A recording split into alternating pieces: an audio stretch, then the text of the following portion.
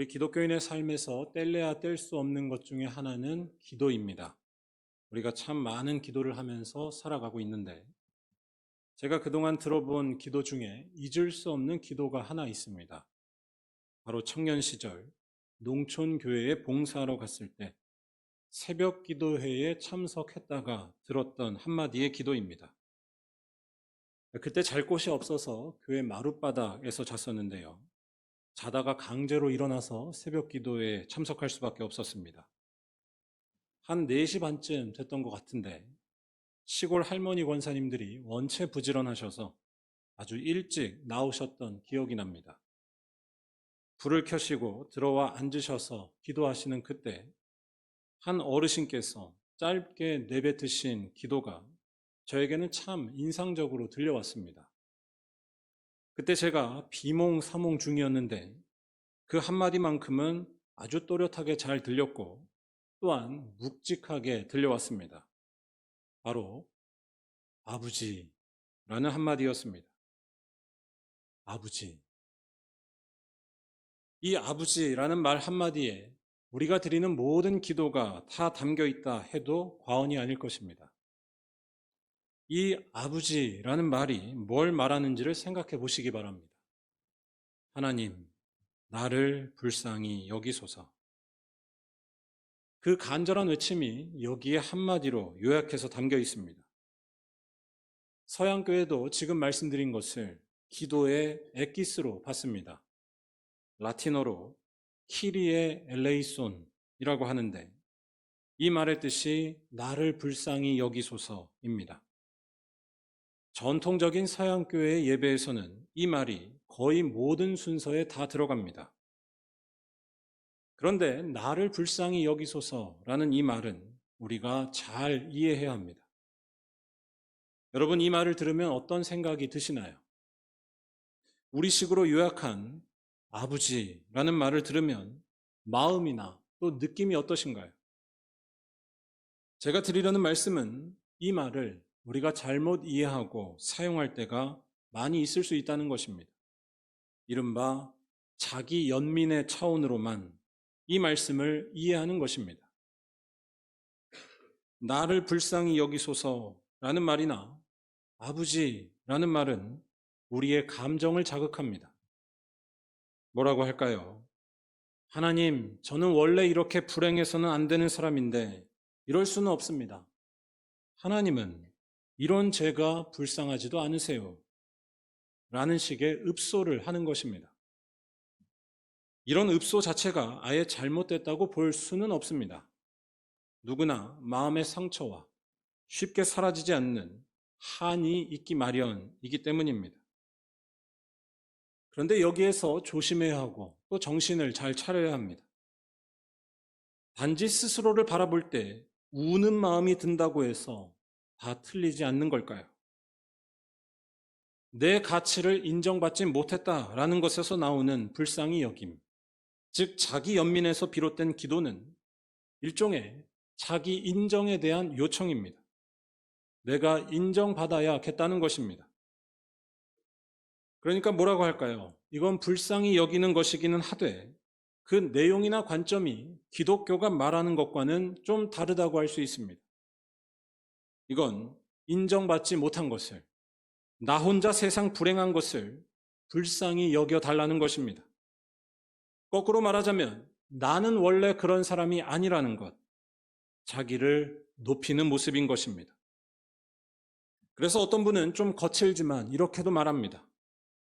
자랑하는 것은 성공한 것에 대해서 나오는 교만이라면 자기 연민을 갖는 것은 고난받는 것에 대해서 나오는 또 다른 교만이라는 것입니다.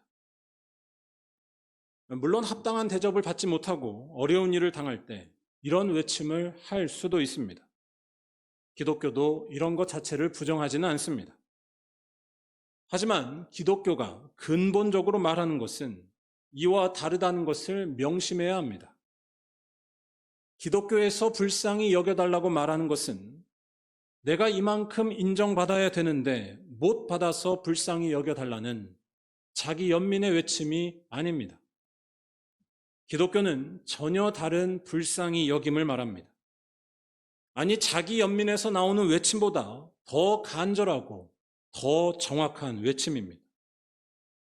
바로 우리 자신에게서는 구원이 나올 수 없다는 것을 똑똑히 보는 것에서 나오는 절박한 외침입니다. 내가 비가 내리지 않으면 살 수 없는 식물들과 같은 운명에 있다는 것을 깨닫는 것에서 나오는 외침입니다. 여러분, 이게 더 근본적이고 더 현실적이고 더 정확한 외침이 아닐까요? 제가 그 시골교회에서 들었던 한 할머니 권사님의 나지막한 외침은 정말로 묵직하고 또 힘이 있었습니다. 그 이유는 그분의 기도말이 우리의 현실을 정확히 꿰뚫고 있었기 때문입니다. 아니, 우리의 현실만이 아니라 하나님에 대해 정확히 보고 있었기 때문입니다. 높아져도 우리에게는 참된 안식이 없으며 설령 우주를 정복한다 할지라도 스스로 만족할 줄을 모르며 모든 것들을 다 의존해 있는 우리 자신에 대해 정확하게 인식한 것입니다. 즉, 세상을 지으시고 지금도 우리를 다스리시는 하나님만이 우리에게 생명 주시는 분이며 소망과 위로를 주신다는 진정한 현실을 꿰뚫어 본 것입니다. 이러한 현실을 발견할 때에, 이러한 현실이 눈에 들어올 때에 어떻게 불쌍히 여겨달라는 말이 나오지 않을 수 있을까요? 아버지라고 외칠 수밖에 없습니다. 그런 점에서 제가 청년 때 봤었던 그 할머니 권사님들, 수십 년 동안 매일같이 아버지를 외치신 그 모습은 곰곰이 생각해 볼 때 참 무섭게 느껴졌습니다. 겉으로는 초라한 시골 할머니 같지만 잘 보니까 세상에 대해서 모르는 것이 없는 영적 거인들이었기 때문입니다. 우리 말리언교회 성도들도 다 이러한 영적 거인들이 되시기를 주님의 이름으로 축원합니다.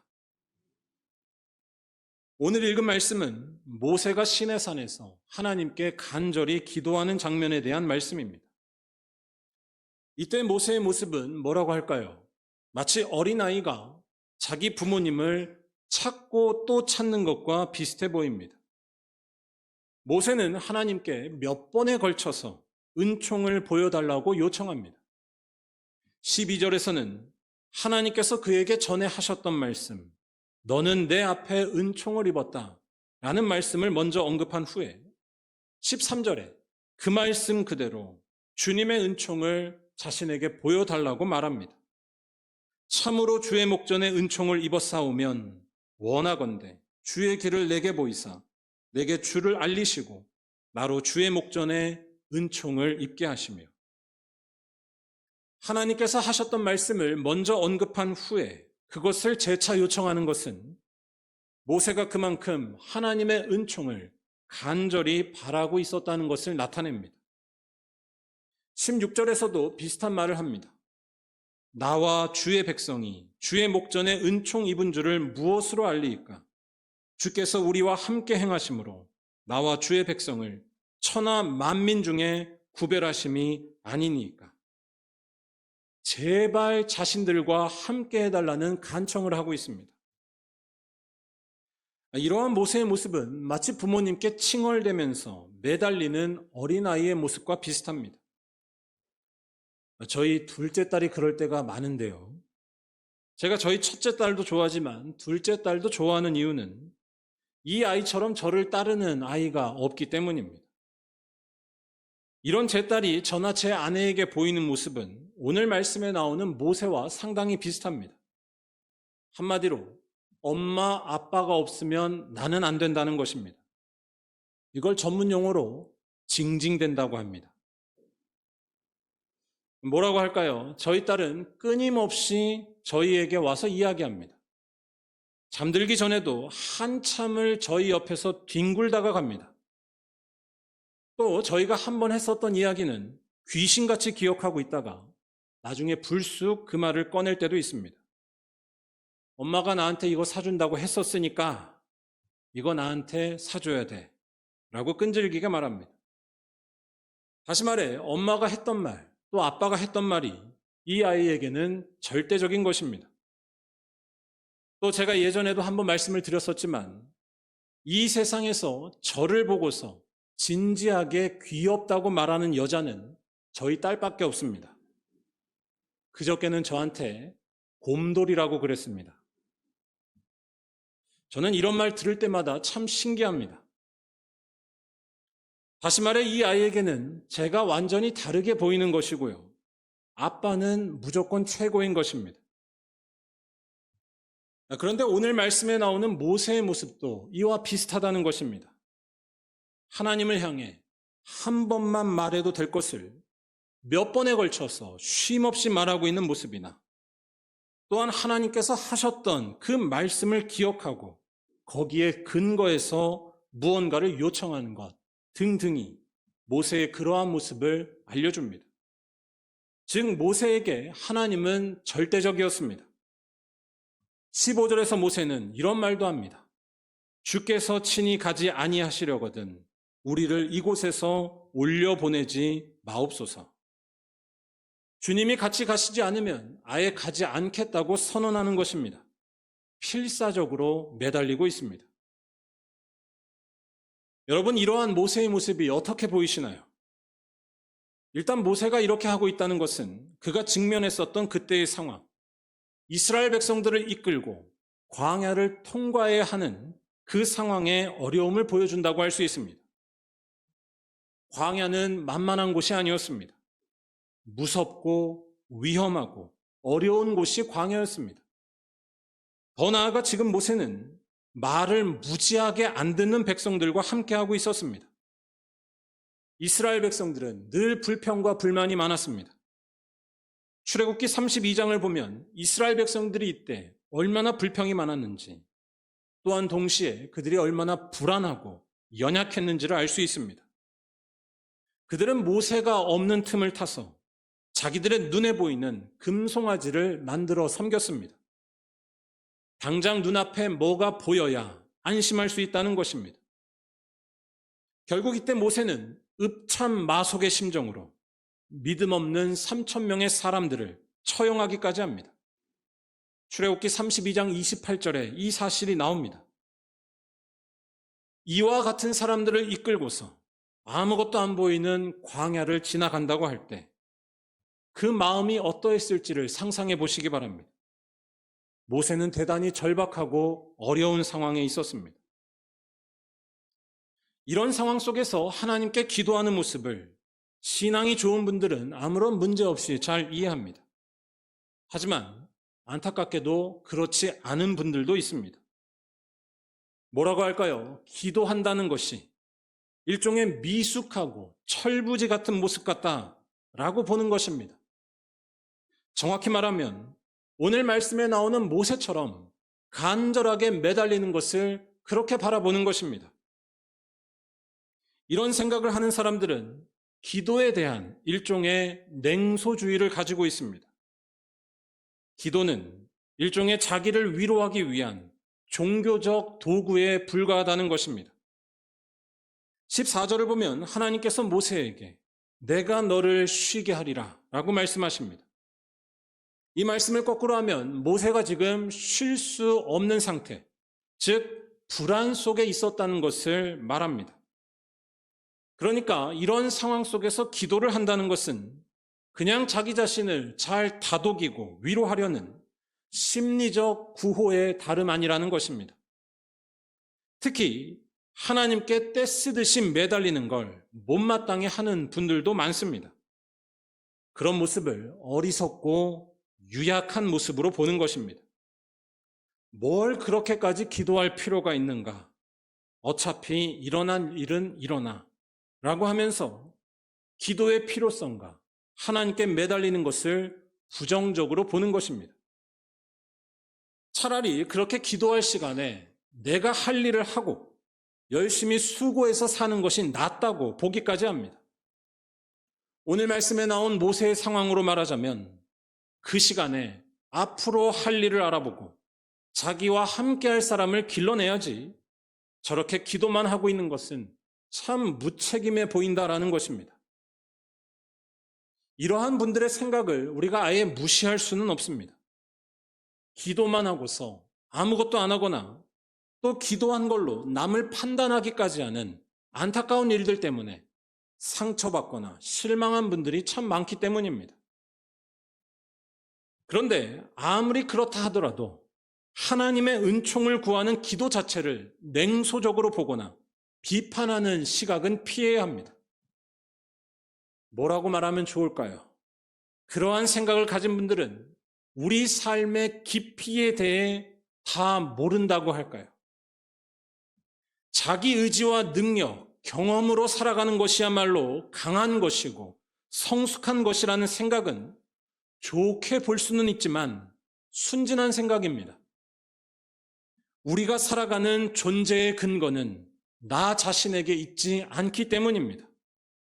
우리는 피조물, 만들어진 존재입니다. 즉 우리들의 삶과 생존의 능력은 하나님으로부터 주어지는 것이지 나에게서 나오지 않습니다. 그리고 모세가 보였던 징징대는 모습, 기도했던 것은 바로 그러한 사실을 깨달은 것에서 나온 현실적인 고백이라는 것입니다.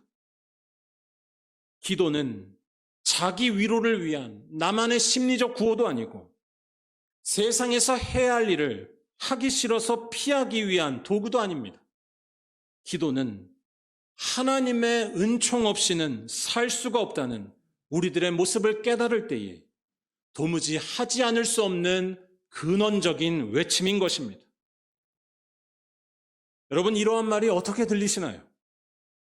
하나님의 은총이 우리 삶의 실제적인 근원이라는 이 사실이 여러분들은 날이 갈수록 눈에 들어오시나요? 일단 이러한 믿음과 태도를 갖지 못하는 이유는 자기 업적에 매달리기 때문입니다. 자기 업적과 노력이 지금의 자기 자신을 다 만들었다는 생각입니다. 그런데 과연 그러할까요? 자기 업적이 자기를 다 만들었다는 생각은 버려야 합니다. 그 이유는 분명합니다. 우리는 다 빚을 지고 있기 때문입니다. 난 빚진 적이 없다라고 말하실 분이 계실지 모르겠는데 잘 생각해 보시기 바랍니다. 일단 우리는 지구라는 환경에 빚지고 있습니다.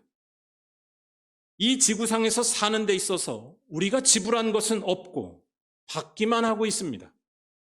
예를 들어 지구와 달의 거리나 지구와 태양과의 거리가 조금이라도 달라지면 어떻게 될까요? 지구의 인류는 다 살아남지 못하게 됩니다. 또 이제 점점 단풍이 들고 있는데 예쁜 단풍이 드는 것을 보면서 생각해 보시기 바랍니다. 단풍이 드는데 여러분이 지불한 것이 있으신가요? 어떤 분은 끝까지 고집을 부려서 목사님, 이 나무들 관리하는데 제가 낸 세금이 들어갔겠죠? 라고 할지도 모릅니다.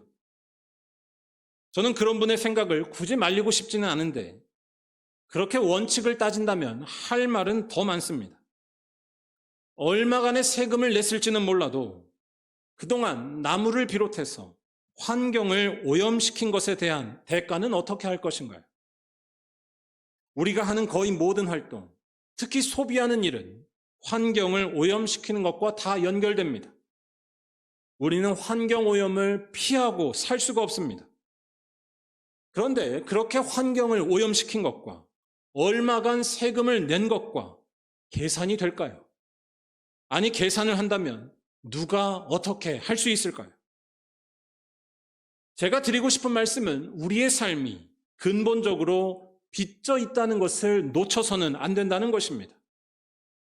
예쁘게 물든 단풍에 대해서도 우리는 지불한 것이 없는데, 아니 오히려 해를 끼쳤는데도 매년마다 보고 있습니다.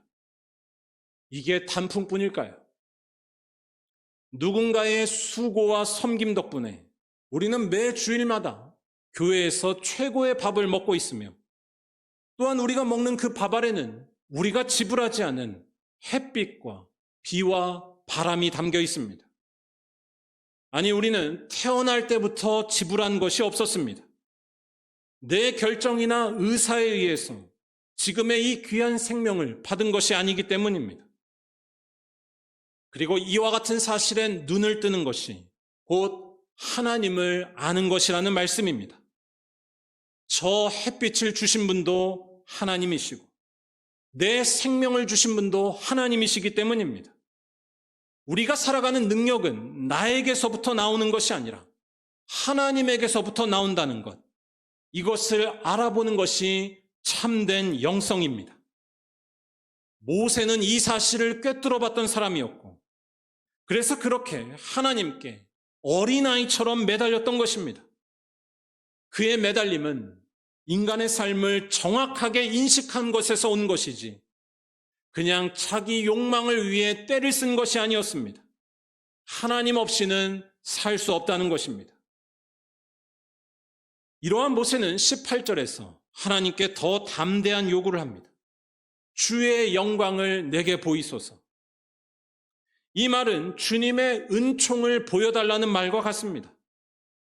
영광스럽게 존재하시는 하나님께서 내게 그 모습을 보여주셔서 하나님이 함께 하시고 하나님이 나를 떠나지 않으시는 그 은총을 알게 해달라는 것입니다. 그러자 하나님께서는 특이한 답변을 하십니다. 19절에서부터 나오는데요. 이 말씀들은 언뜻 볼 때 약간 아리송합니다. 일단 19절에서 이렇게 말씀하십니다. 나는 은혜 베풀 자에게 은혜를 베풀고 긍휼히 여길 자에게 긍휼을 베푼다. 이 말씀은 좀 뜬금없어 보입니다. 그냥 당연한 말씀을 하는 것처럼 들리기도 합니다. 또한 지금 다급한 처지에 있는 모세에게 이런 말을 하시는 것이 적절한지 좀 의아해 보이기도 합니다. 잘못 들으면 이 말은 하나님께서 모세에게 약 올리는 것처럼 심통을 부리시는 것처럼 보입니다.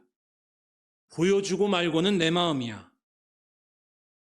하지만 이 말은 하나님께서 심술을 부리는 것도 또 엉뚱한 말을 하시는 것도 아닙니다. 이 말은 모세가 매달렸던 그 하나님이 누구신지를 설명하는 말씀입니다. 아니, 왜 모세가 그렇게 하나님께 매달렸는지를 설명하는 말씀이 됩니다. 바로 하나님만이 생명이시고 하나님만이 능력이시고 하나님만이 영광이시라는 것입니다. 일단 나는 은혜 베풀 자에게 은혜를 베풀고 긍휼히 여길 자에게 긍휼을 베푼다라는 이 말은 말 그대로 하나님의 전적인 자유를 말합니다. 그런데 여기에서 말하는 자유는 하나님이 우리의 뜻대로 움직이거나 우리의 뜻대로 행동하는 분이 아니라는 것입니다. 하나님은 우리들에게서 피조물에게서 벗어나 있다는 뜻입니다. 이 말을 다시 한다면 하나님은 우리의 지식과 경험과 세상 논리를 뛰어넘는 방식으로 이 세상을 통치하시고 일을 행하시며 다스리신다는 것입니다.